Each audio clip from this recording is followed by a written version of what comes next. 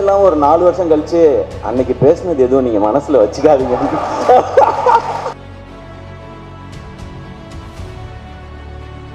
நீங்க என்ன ஆகணும்னு ஆசைப்படுறீங்க சிவா அப்படின்னு கேட்டாரு. நான் சும்மா அப்ப எனக்கு ஹீரோ ஆகணுன்ற ஆசையே கிடையாது. நான் அப்போ வந்து டிவி பண்ணிட்டு இருந்தேன். வேட்டை மன்னன்ல ஒரு அசிஸ்டன்ட் டைரக்டர் ஒர்க் பண்ணிட்டு இருந்தேன். ஒரு காமெடி ரோலும் பண்ணிட்டு இருந்தேன்.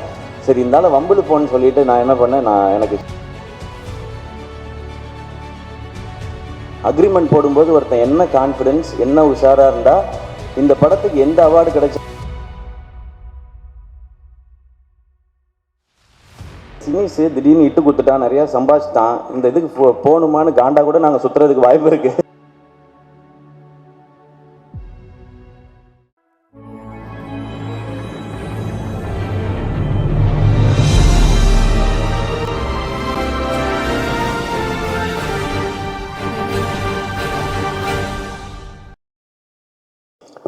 எல்லாருக்கும் வணக்கம், வாழ்த்துக்கள்.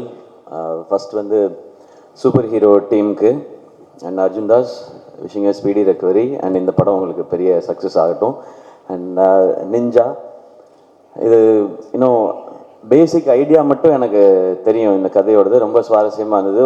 ஒரு நல்ல ஒரு என்டர்டெய்னராக ஒரு செம ஃபன்னோடு இருக்கிற படமாக இருக்கும். அண்ட் இதில் லீடாக நடிக்கிறது பாரத். அவர் ஃபோட்டோ போடல, அடுத்த போஸ்டரில் போடுவாங்கன்னு நினைக்கிறேன் நான். பாரத் தான் இவர் இங்கேருந்து நீ தான் கெட்டப் போட்டிருக்கேன்னு நினச்சிருக்காரு பாரத். பாரத்தோட போஸ்டர் தனியாக வரும். அண்ட் டீமில் இருக்கிற எல்லாருக்கும் என்னுடைய விஷஸ். அண்ட் கீழே உட்காந்து நெல்சன் நான் என்னெல்லாம் சொன்னாரோ அதில் பாதி தான் ஸ்டேஜில் சொன்னார், மீதி பாதியை நான் சொல்லலாமா வேணாமான்ற தயக்கத்திலே இருக்கேன் நான். அண்ட் சினிஷோடு சேர்ந்து இந்த படத்தை தயாரிக்கிற இந்த முடிவை எடுத்ததற்காக உங்களுக்கு வாழ்த்துக்கள் சாய் பிரதர்.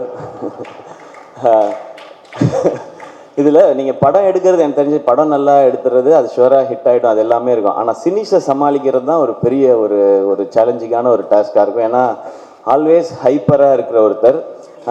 சினிஷ்ட ஃபஸ்ட்டு பிடிச்சது என்னென்னா அவர் ஒரு அமேசிங்கான ஆடியன்ஸ். எந்த படத்துக்கு தியேட்டரில் போய் அவரோட உட்காந்து பார்த்தீங்கன்னாலுமே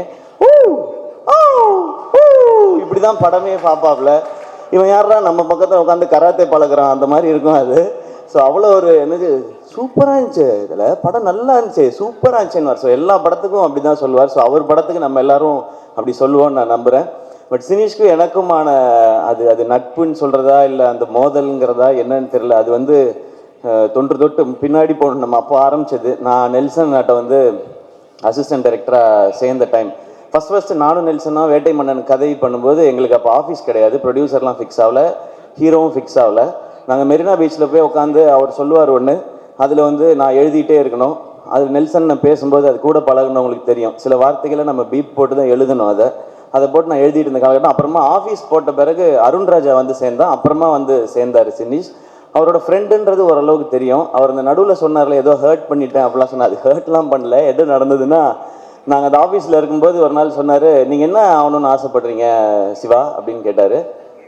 நான் சும்மா அப்போ எனக்கு ஹீரோ ஆகணுன்ற ஆசையே கிடையாது. நான் அப்போ வந்து டிவி பண்ணிகிட்டு இருந்தேன். வேட்டை மன்னன்ல ஒரு அசிஸ்டன்ட் டைரக்டர் ஒர்க் பண்ணிட்டு இருந்தேன். ஒரு காமெடி ரோலும் பண்ணிட்டு இருந்தேன்.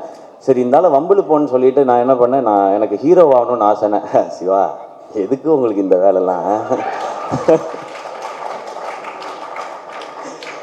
நீங்கள் உங்களுக்கு இந்த டைமிங் நல்லா வருது அதனால அப்படியே அந்த சைடில் காமெடி ரோல் இந்த மாதிரி ஏதாவது ஒன்று ஆசைப்பட்டீங்கன்னா ஓகே. நான் சும்மா இல்லாமல் ஏன் நாங்கள்லாம் ஆகக்கூடாது பாருங்க, தேவையில்லாத வேலை பார்க்குறீங்க நீங்கள். சரி விடுவார்னு பார்த்தா விட மாட்டேறாங்க. எங்களுக்கு லஞ்ச் பிரேக் விட்ட பிறகு சிவா இந்த ஹீரோலாம் உங்களுக்கு வேணாம், உங்களுக்கு செட் ஆகாது நீங்கள் திரும்ப சொல்லிவிட்டு அதை நான் மறந்தே போயிட்டேன். நான் ஹீரோ ஆன பிறகு இவருக்கு எங்கேயோ தோணி இருக்கு போல, இவராக சம்மந்தமே இல்லாமல் ஒரு 4 வருஷம் கழிச்சு அன்னைக்கு பேசுனது எதுவும் நீங்கள் மனசில் வச்சுக்காதீங்க.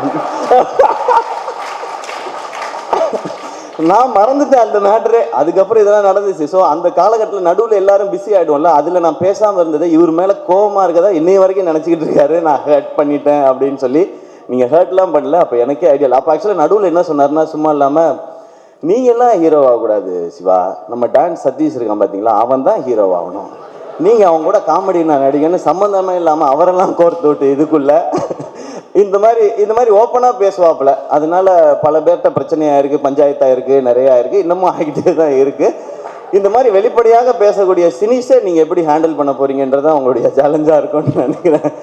பட் அவருக்கு ஒரு பேஷன். இப்போ கீழே இருக்கும்போது நான் நெல்சன் சொன்னேன் 5-6ன்னு போட்டிருக்கேன் என்னன்னு கேட்டார் அவர்.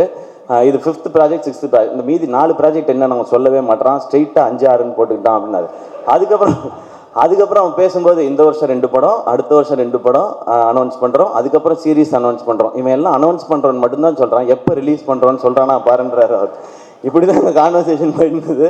பட் சினிஷ், உங்களுடைய எனர்ஜிக்கு நீங்கள், நான் ஏன் சினிஷோட எனர்ஜின்னு சொல்கிறேன்னு ஒரு 40 வருஷமாக இருக்கார் இண்டஸ்ட்ரியில். நீங்கள் பார்த்துட்டு இப்போ தான் முடிச்சு புதுசாக வந்து ஃபஸ்ட் டைம் ட்ரை பண்ணுறாருன்னு ஒரு யங்ஸ்டர் ஒருத்தர் சினிமாவுக்குள்ளே வராரு, அவருக்கு சப்போர்ட் பண்ணணும் அப்படின்னு யூடியூப்பில் யாரும் கமெண்ட்லாம் போடாதீங்க. அவர் வந்து 40 வருஷம் ஆச்சு, அவர் ரொம்ப நாளாக இருக்கிறாரு.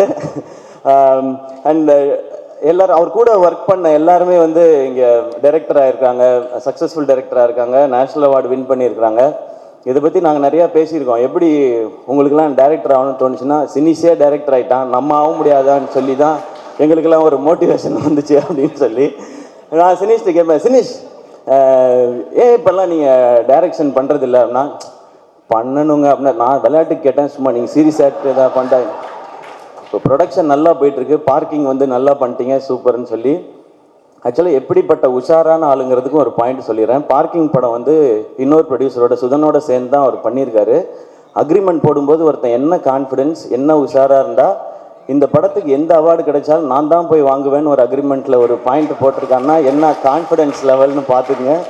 அவ்வளோ ஒரு உஷாரான ஆள். ஸோ அவார்டையே அப்படி பண்ணி வாங்கிப்பாருன்னா பணத்தை எப்படி செட்டில்மெண்ட் வாங்குவாப்லன்றது உங்களுக்கு நல்லா தெரிஞ்சு. சினிஷ், எங்களுக்கு ரொம்ப சந்தோஷம் இந்த நிகழ்ச்சியில் வந்தது. இன்னொன்று, அவர் வந்து அவருக்கு பின்னாடி இண்டஸ்ட்ரியில் பின்னாடி ஆள் இருந்தோ இல்லை ப்ரொடியூசரோட பையனோ டைரக்டரோட பையனோ அதெல்லாம் கிடையவே கிடையாது. அவராக இந்த இண்டஸ்ட்ரியில் எப்படி நெல்சன் கூட காலேஜில் படித்து சினிமா மேலே இன்ட்ரெஸ்ட் வந்து அசிஸ்டன்ட் டைரக்டராக இருந்து டைரக்டர் ஆகி அதுக்கப்புறம் ப்ரொடியூசர் ஆகி சக்ஸஸ்ஃபுல்லாகினா அவருக்கு ஒரு ஜேர்னி இருக்குது. எந்த பேக்ரவுண்டும் இல்லாமல் இவ்வளோ பேரை சம்பாரிச்சிருக்கான்றது தான் சினிஷோட சக்ஸஸாக நான் பார்க்குறேன். இப்போ வந்து பார்க்கும்போது ரெடின்னு சொன்னார், 100 நாள் ஃபங்க்ஷன் மாதிரி இருக்குது இதுவே அப்படின்னாரு. கண்டிப்பாக அந்த மாதிரி ஃபங்க்ஷனும் இருக்கும். அப்போ எல்லோரும் சேர்ந்து இவ்வளோ பேரும் வருவோமான்னு தெரியல. சினிஷ் திடீர்னு இட்டு கொடுத்துட்டான், நிறையா சம்பாதிச்சிட்டான், இந்த இதுக்கு போகணுமான்னு காண்டா கூட நாங்கள் சுற்றுறதுக்கு வாய்ப்பு இருக்குது. அதனால இப்போயே நாங்கள் வாழ்த்திக்கிறோம். டெஃபினட்டாக இந்த படத்தோட கதை ஐடியா கேட்டப்போ இது எல்லாருக்கும் ப்ராஃபிட்டபுளாக ஆடியன்ஸை என்டர்டெயின் பண்ணுற ஒரு படமாக இருக்கும். நிஞ்சாக்கும் சூப்பர் ஹீரோக்கும் என்னுடைய வாழ்த்துக்கள்.